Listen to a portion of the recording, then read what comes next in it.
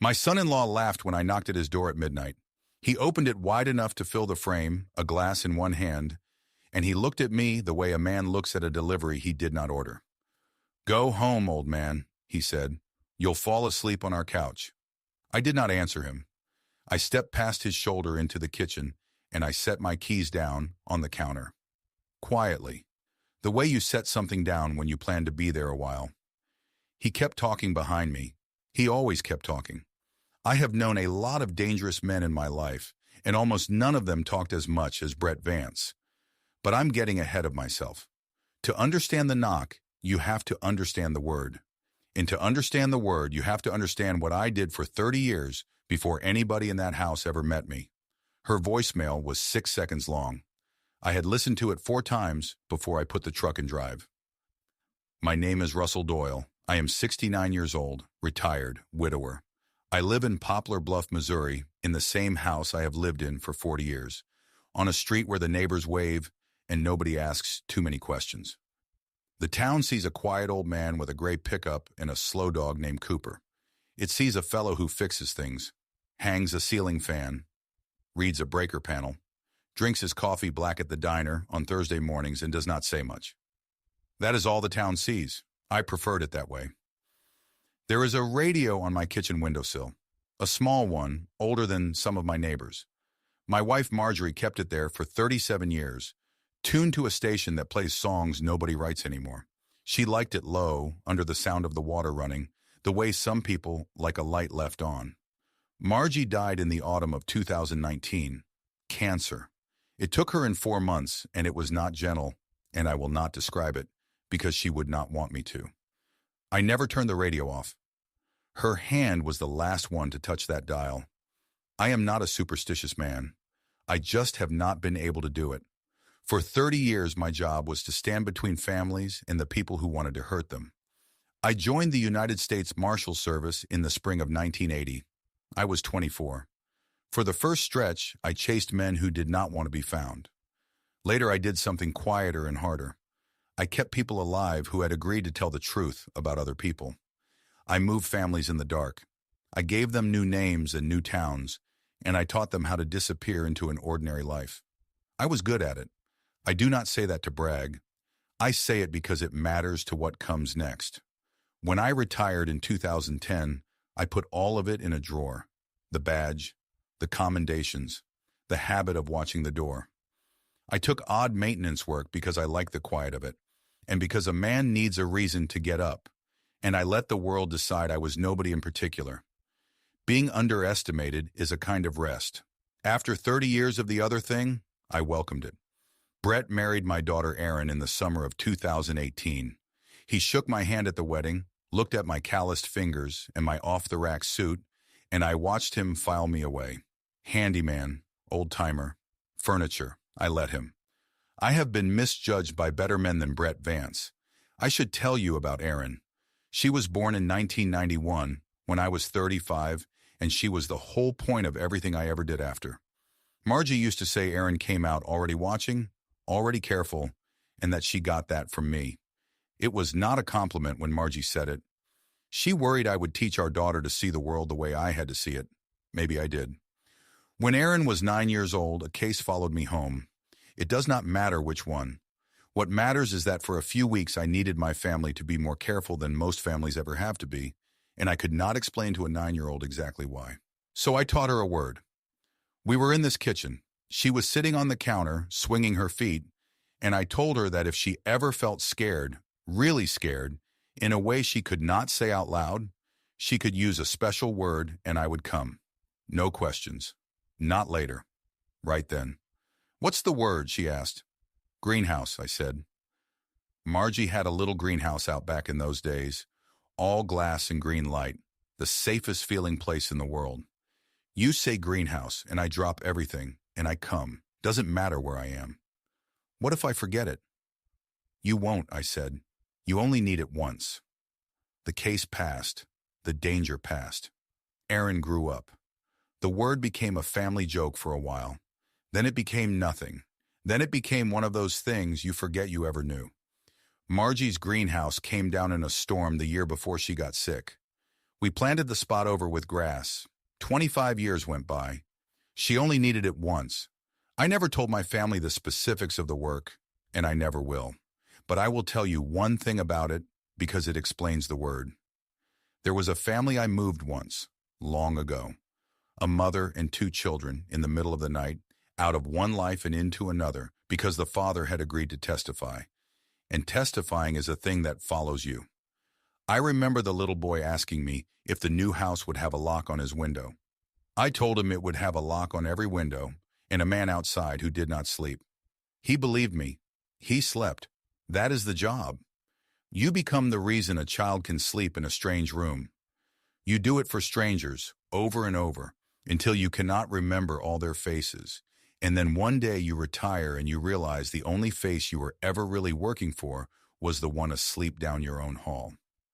Margie understood that before I did. When I taught Aaron the word, Margie stood in the kitchen doorway with a dish towel and watched. And afterward, when our girl had gone to bed, she said, "I hope she never uses it, Russell." "She won't," I said, "but you gave it to her anyway." "Because the ones who need it most," I said, "are the ones who never think they will." Margie did not answer that. She just came and stood next to me at the sink. Some nights I can still feel exactly where she stood. Brett did not arrive as a villain. They never do. He arrived as a young man with a firm handshake and good teeth and a way of making a room feel like it was lucky to have him. Aaron was happy at first. I want to be fair about that. I have watched a lot of men perform, and Brett performed well. The cuts were small at first. They are always small at first. That is how they get inside. Thanksgiving of 2023. Brett had a work friend over. He put a hand on my shoulder in front of the man and said, "This is Russell. He's basically our handyman. Keeps the place from falling down." The friend laughed. I did not. I looked at Aaron across the room, and I watched her shoulders tighten a half second before the joke even landed. She had heard it before. That was the thing that stayed with me. Not the joke. Her shoulders. I have spent a lifetime reading small reactions. It is most of what the job ever was. And my daughter's reactions were getting smaller. I said nothing that day. I carved the turkey. I fixed the wobbling leg on their dining chair while they had dessert, because that is what handymen are for. The next year was worse and quieter about it. Her texts got shorter. A woman who used to send me pictures of Lily's drawings now sent me one line, and always a little late, as if she had to think about whether she was allowed. The joint account I had helped her open when she was in college, the one with my name still on it as a backup, went private. I got a note from the bank that my access had been removed. Aaron had not mentioned it. There was a birthday party for Lily, my granddaughter, in the spring of 2025. Lily turned 6. There were balloons and a bounce house and 40 people in the yard, and I spent most of it in the garage, because a breaker had tripped, and Brett said, loud enough for the guests, "Good thing we've got Russell for this stuff." I fixed the breaker. I sat on an overturned bucket in the garage, and I listened to my granddaughter laugh through the wall, and I told myself that this was a marriage finding its shape, that it was not my place, that Erin was a grown woman. There was another thing that summer, smaller than a breaker and bigger than one. Lily was starting kindergarten in the fall, and there was a question of which school, and I had opinions, because I am a grandfather, and grandfathers have opinions about schools. I mentioned one at dinner, gently, the one 2 blocks from a park. Brett did not even look up from his plate. "We've got it handled, Russ. You don't have to worry about the grown-up stuff." The grown-up stuff. I was 68 years old. I had signed off on things that would have curled his hair. And I sat at the end of his table and let a boy tell me I did not have to worry about the grown-up stuff.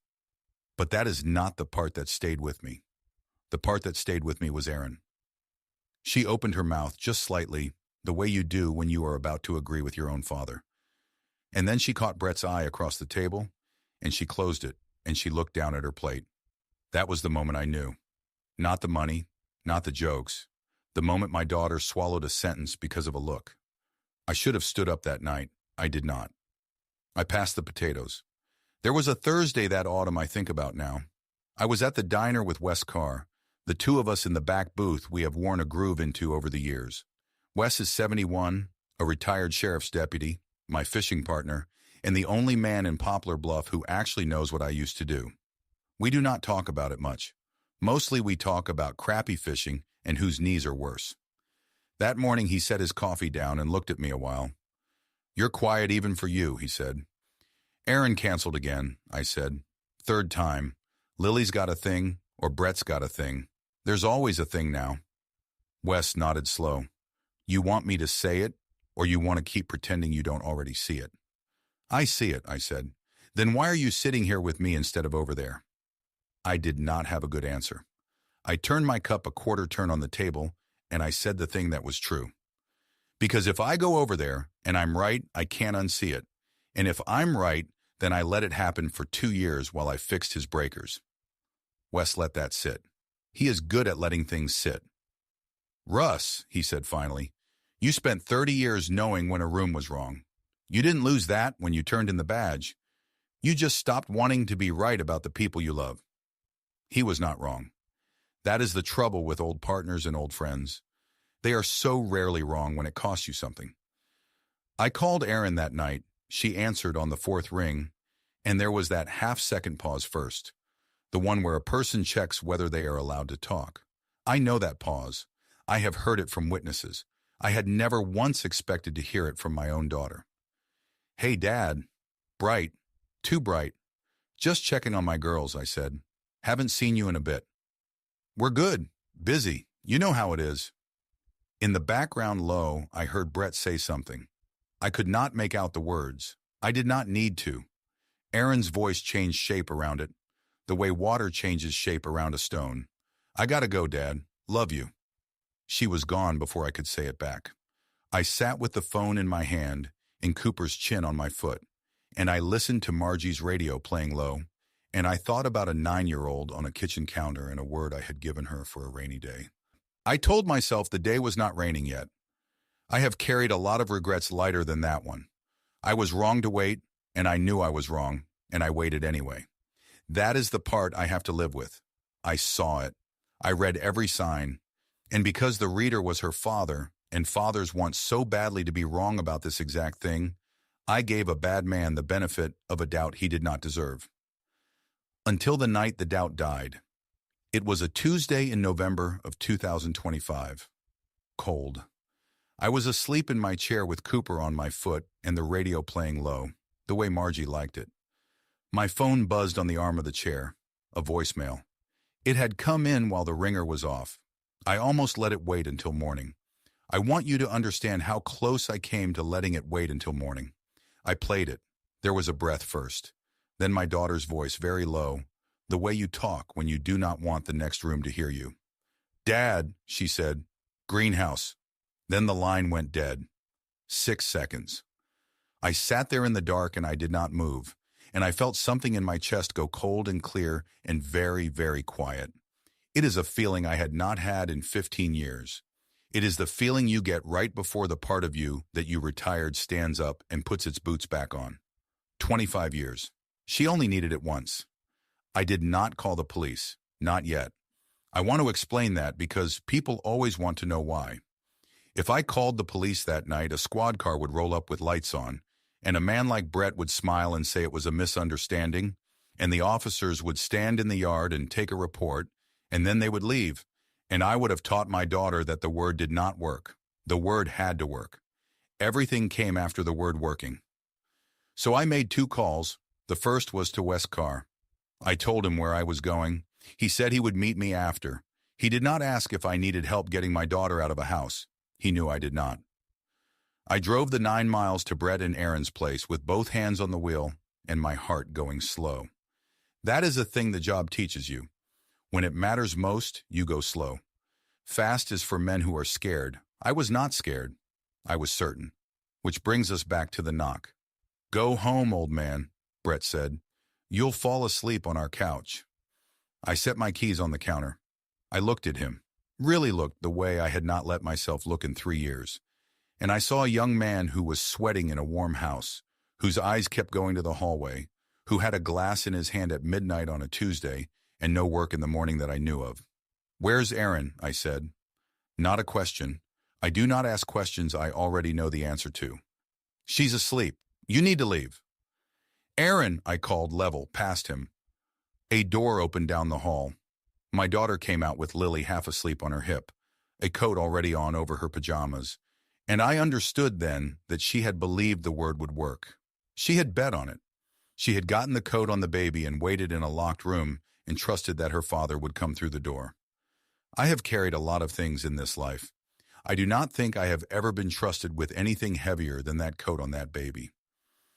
"You are not taking my family out of my house," Brett said, and he stepped into the doorway of the hall to block it.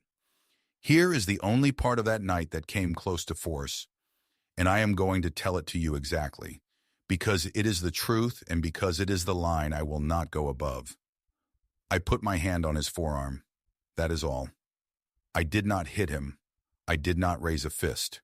I moved his arm down and to the side the way you would move a gate, and I stepped my daughter and my granddaughter past him and out the door, and I stood between them and him until they were in the truck. Brett is 37 and taller than me. It did not matter. There are things that do not run on size. "You're going to regret this," he said from the porch. "No," I said, "I'm not." Then I drove my girls to Wes Carr's kitchen where the light was on. Wes had coffee going and a plate of toast nobody ate. Lily fell back asleep on his couch under a quilt his late wife had made. Erin sat at the table with her hands around a mug and finally, in a low, flat voice, told me the shape of the last 3 years. The money moved first. Brett had consolidated their accounts, then slowly walked her out of them. He had opened a second account she was not on. He told her which friends were a bad influence, and one by one those friends stopped calling. He had a temper that never left a mark, which is its own kind of clever because a man who never leaves a mark can tell you it is all in your head, and after enough years you start to believe him. And there was a man, a lender named Ike Renner, the kind of man who charges more than a bank because he does not ask what a bank asks. Brett owed him. That was the panic in his eyes.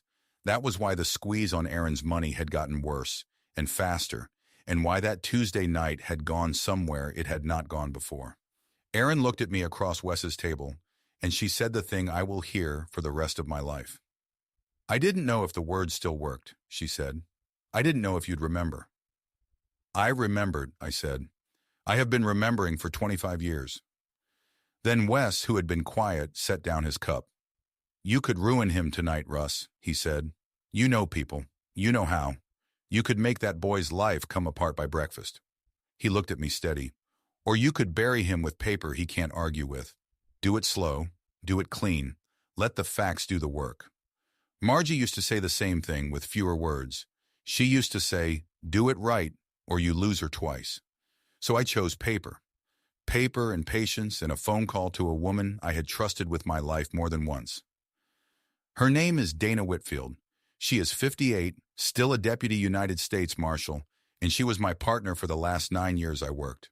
I trained her, and then somewhere along the way, she started training me. And that is how you know a partnership is real. I called Dana the next morning. I told her the whole thing plainly. When I finished, she was quiet a second. "Russ," she said, "you spent 30 years doing this for strangers. Took you long enough to do it for yourself." "I know," I said. "I'm not on this. It's a state matter, and it's family, and I keep my hands clean.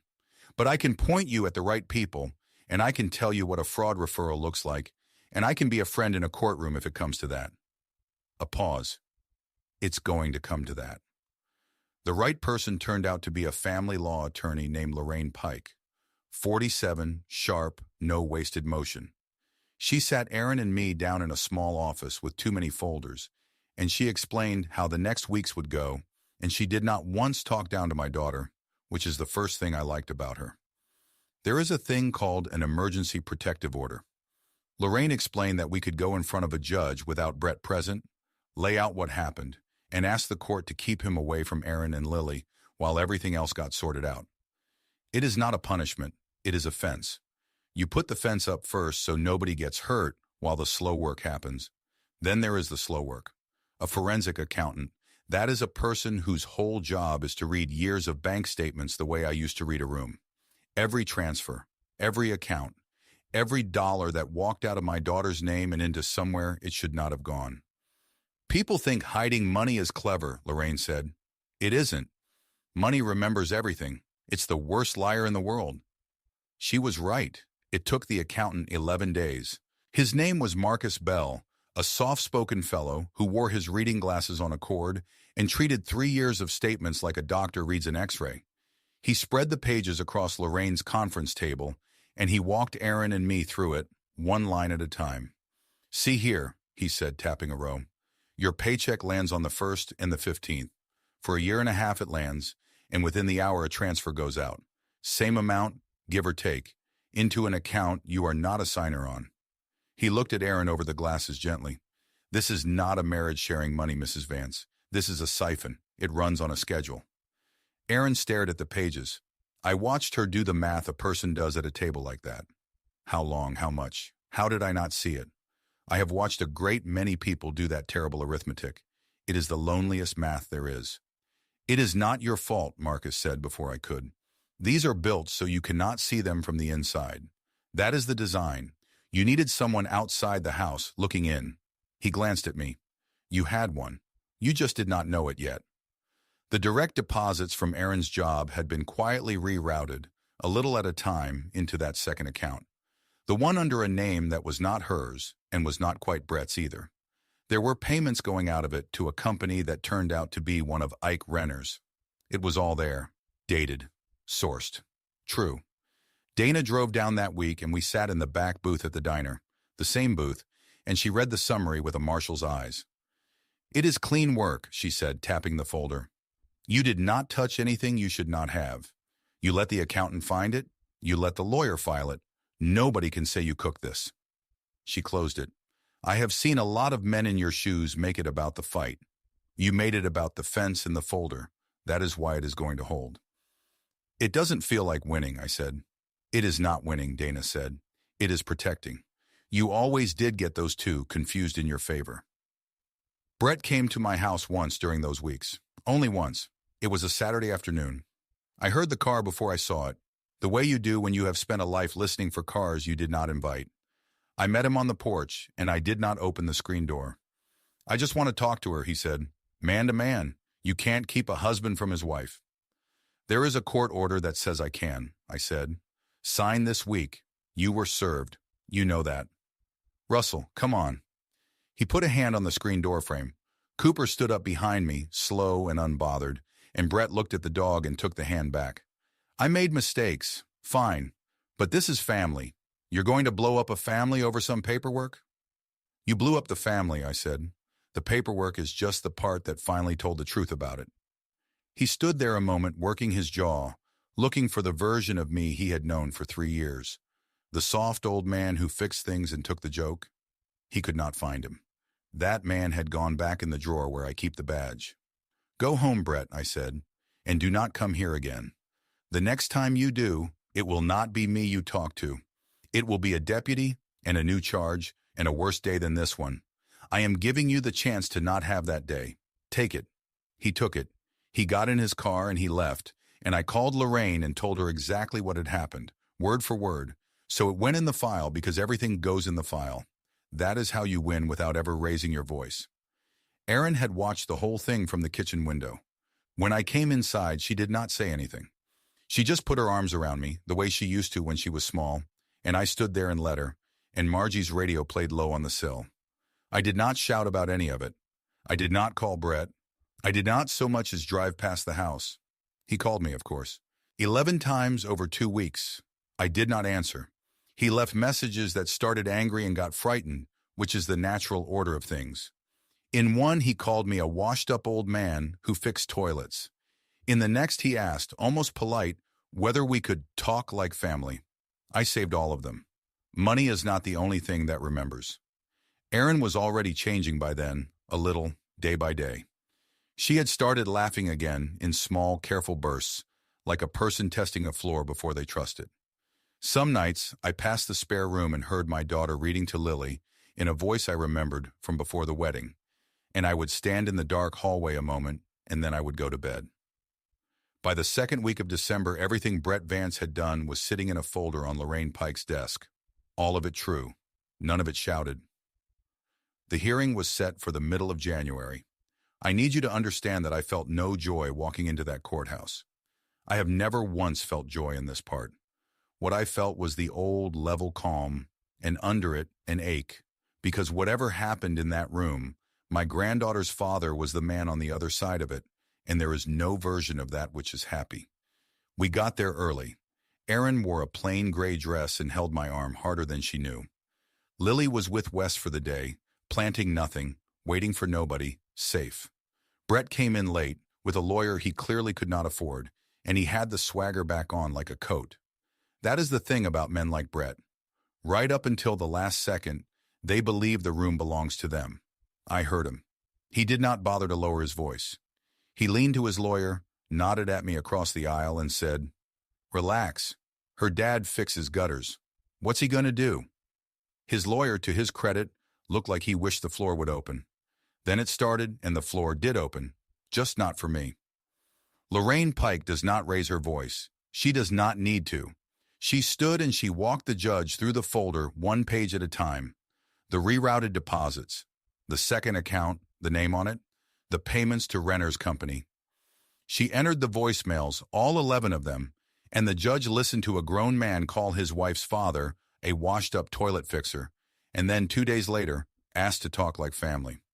Brett's lawyer tried. He said what lawyers say when the paper is against them. He said it was a marriage with money troubles, that couples share accounts, that there were two sides. There are two sides, Lorraine agreed, pleasant as anything. There is the side where a wife's paycheck lands in her account, and there is the side where it is gone within the hour, every time, on a schedule, into an account she has never seen. I have both sides here, Your Honor. They are in the same document. The swagger came off Brett's face slowly. I watched it go. I have watched it go off harder men. Then the judge asked Erin to speak, and she did, in that low, flat voice, and she did not cry, which somehow made it land harder. She told him about the friends who stopped calling, about checking whether she was allowed to talk to her own father on the phone, about the night she locked a door and put a coat on her sleeping daughter and said one word into a voicemail because it was the only thing she had left that Brett did not control. "What word?" the judge asked, not unkindly. "Greenhouse," Erin said. "My dad gave it to me when I was 9. He said I'd only ever need it once." The room was quiet after that. And then Lorraine did the thing I had asked her not to do unless she needed to. She looked at me, and I gave her the smallest nod, because by then it was clear she needed to. "Your Honor," she said, "the respondent characterized Mr. Doyle this morning, in this room, as a man who fixes gutters. I would like to correct the record, because it speaks to exactly why a single word from her father was the safest thing my client had left." She paused. "Deputy Marshal Whitfield is present and prepared to speak to Mr. Doyle's background." Dana stood up in the back. She had driven in that morning without me asking twice. She was sworn, and she stated it plainly. The way you state a fact you are neither proud nor ashamed of, only certain of. 30 years in the United States Marshal's Service. Fugitive operations, then witness security. Commendations she named without flourish. 30 years of Russell Doyle standing in doorways exactly like the one he had stood in that November night, except that every other time it had been for a stranger. The courtroom was not large. It got very quiet. And Brett Vance finally looked at me. Really looked. For 3 years he had sat at tables with me, borrowed my hands, laughed at my flannel shirts, and never once, not one single time, asked what I had done before I met him. He was asking now. I could see the question all over his face, and I did not answer it because the time to have asked it was 3 years ago, at a wedding, with a firm handshake and better manners. Judge Alton Reyes was a calm man of about 60 who had clearly seen a great deal. He read the order without drama. The protective order was granted. Full stay away, Erin and Lily protected. The financial matters were referred, exactly as Dana had described a referral, to the people whose job it is to handle theft that wears a wedding ring. No shouting, no handcuffs in the hallway, no dramatic ending, just a room that had gone very quiet, and a young man who understood, at last, exactly who he had been laughing at. I thought I would feel something bigger. I mostly felt tired, and I felt Erin's hand let go of my arm for the first time in an hour, because she did not need to hold on anymore. Brett caught me on the courthouse steps afterward. His lawyer tried to steer him off, and Brett shook him loose. He looked 10 years older than he had that morning. The debt to Renner was going to become the law's problem now, not his private leverage, and I think he had just understood that too. "Why didn't you just hit me?" he said. His voice cracked on it. "That night, in the doorway, you wanted to. Why didn't you?" It was, heaven help him, the most honest thing he had ever said to me. "Because you are Lily's father," I said. "I don't get to erase that. Neither do you. If I'd hit you, I'd have made it about me and you. And it was never about me and you. It was about a little girl and her mother sleeping through the night." He looked at the ground. "Here is what I will tell you," I said. And I said it evenly, because a man does not need to be cruel to be clear. "You are going to answer for the money through the court, and I am not going to lift one finger to help you or to hurt you there. That is between you and what you did. You will have no contact with Aaron except through the lawyers. And the door to your daughter stays closed until you are clean of Renner, until the money is returned, and until you have done real work on the man who poured a glass at midnight and called my knock a nuisance." "And then," he said. "Then we'll talk about the rest," I said. "Fix what you can fix, Brett. Then we'll talk about the rest." I did not forgive him that day. I want to be honest about that because I think we lie about forgiveness in a way that hurts people. Forgiveness is not a switch. I did not have it in me on those courthouse steps, and I did not pretend to. But I left the door unlocked. That is not the same as opening it. It is just refusing to weld it shut. A man who has spent his life around ruined families learns that the difference between a locked door and an unlocked one is sometimes the whole difference between a story that ends and a story that heals. Aaron and Lily moved into the spare rooms of my house that winter, into the rooms that had been too quiet since Margie. I want to tell you the quiet changed. It did not go away. Grief does not leave a house just because a child laughs in it, but it changed. It got softer. It made room. The accountant's work put Aaron's money back where it belonged, most of it over a few slow months. Lorraine handled the paperwork with the same lack of fuss she handled everything. Aaron went back to a version of herself I had not seen since before the wedding. A little more careful now, a little harder to fool, which is not the worst thing a person can be.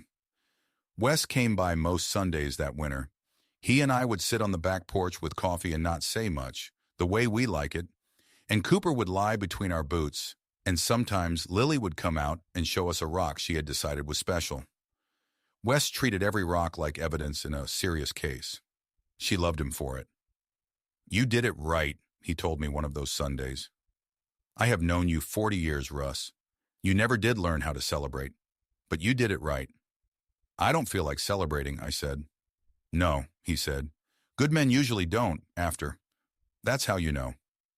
Dana called me on a Sunday in February just to check, the way partners do even 20 years on. "How's the girl?" she asked. She meant Aaron. She always meant Aaron. "Better," I said, "sleeping, laughing sometimes. She put her name back on everything." "And you?" I thought about it. That is the thing about Dana. She asked the second question, the one nobody else thinks to ask, the one about the man who did the protecting. "I keep thinking I should have seen it sooner," I said. "You did see it sooner," she said. "You saw it 2 years ago. You just did not want it to be true, because it was your kid and not a case file. That is not a flaw, Russ.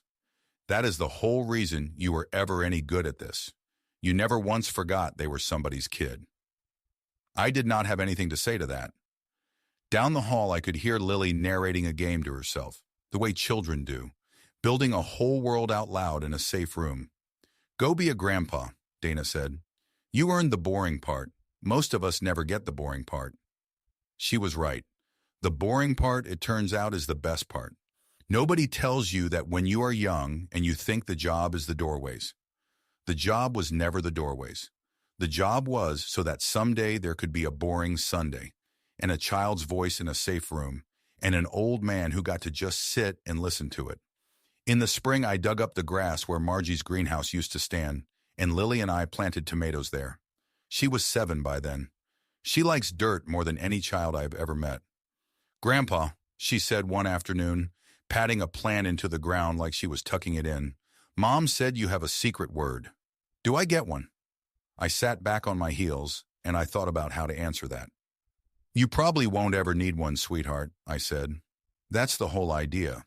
The word is for a rainy day, and I am going to do everything I can to make sure your days stay sunny. But if I did, she pressed, because she is her mother's daughter and her grandfather's granddaughter, would you come? Faster than you can say it, I said. She grinned and went back to her tomatoes. I sat in the dirt where my wife's greenhouse used to catch the light, and for a moment I could almost hear the radio through the kitchen window. Low, under everything, the way Margie liked it. Aaron laughed at the kitchen table that evening. A real laugh, at something small. The first real one in longer than a year. I stood at the sink with my hands in the dishwater, and I let it wash over me, and I did not say anything. Because some moments you do not narrate, you just stand in them. The house had been too quiet since Margie. It was not quiet anymore. It was peaceful. There is a difference. It took me a while to learn to hear it. Brett writes, sometimes, short letters from the program he entered as part of his sentence. He is doing the work, from what I can tell. He is clean of Renner, who became someone else's problem in a way I am glad I had nothing to do with. He returns a little of the money every month, on time. I read the letters. I do not answer them yet. Yet is a door too. I do not know how that particular story ends. That is the honest truth. Maybe Brett becomes a man Lily can be proud of one day. Maybe he does not. What I know is that the ending is his to earn now, not mine to grant, and that my daughter and my granddaughter are safe, and that I kept a promise I made to a 9-year-old on a kitchen counter a quarter of a century ago. You only need it once. I told her that when she was small. I did not know then how true it would turn out to be. If you've ever loved someone quietly, protected them without asking to be thanked, or been underestimated by the very people you would have laid down your life for, then this story was for you. Share it with someone who needs to hear it tonight.